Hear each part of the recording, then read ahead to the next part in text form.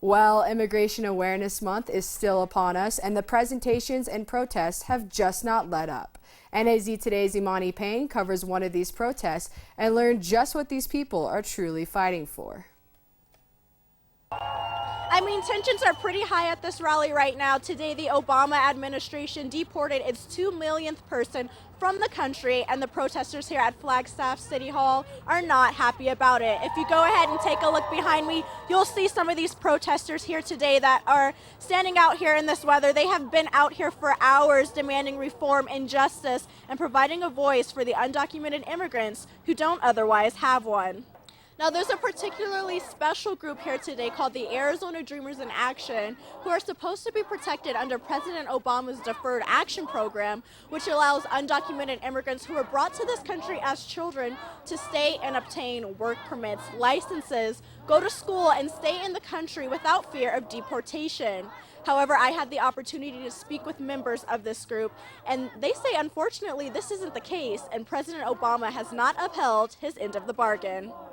The Obama administration has been deporting 1,000 people a day, and he has now, as of today, deported more than 2 million people. It's more people than any other American president. In fact, he deported in 6 years more people than were deported in the previous 100 years. What I think he needs to do is use his executive decree to put an end to these deportations.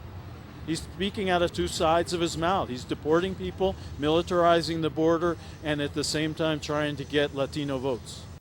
One member of the Arizona Dreamers in Action says the reason for all of the deportations is because the government is scared to provide undocumented immigrants with a voice. We're not here to harm you. We're not here to take your jobs. We're here because we want a better life for us, for our kids. They know that if they give us a pathway to citizenship, that we'll have power. We'll be able to vote, and we'll be able to say, this is who we are and this is what we want.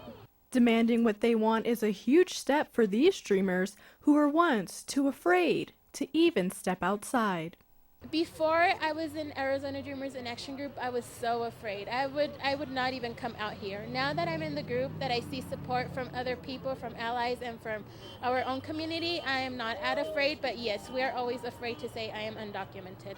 Some, however, choose not to focus on the legal status of a person, but rather emphasize the need for equal human rights for all. We believe that no human being is illegal, and we'd like to put an end to these unjust deportations, separating families, separating children from their parents, militarizing the border. Is a situation that we find unsustainable and intolerable. Due to a 2012 executive order carried out by Governor Jan Brewer, the Dreamers are still unable to obtain driver's licenses, but are continuing their fight for equality. Emani Payne, NAZ Today.